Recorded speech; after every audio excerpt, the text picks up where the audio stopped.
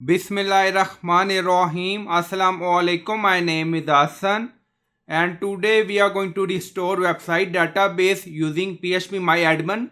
Before starting work, as per request, please subscribe my channel. Thank you. Now back to our work. So we are in phpMyAdmin. Now you see we are in database. So this is our table. So we are going to restore our database.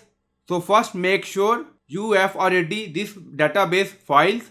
So first now select all and then you see which selected. Now select drop.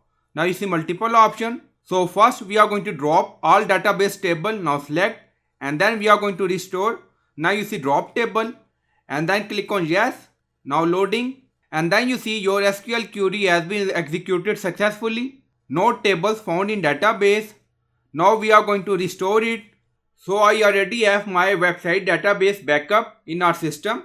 So we are going to import it. So click on import and then you see file to import. So you can choose file. Now click on it to make sure your website database name and your website file name is same. Now select. Now you see choose file and then you see format SQL and then click on import. Now you see import has been successfully finished. 14 queries executed. Now you see all. Now go to structure again. So now we are in structure and then you see database table.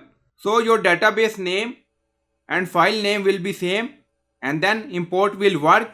So in this way you can restore your PHP website database or WordPress website database using phpMyAdmin. So I hope you like this video. Please like, comment, share, subscribe. Thank you for watching.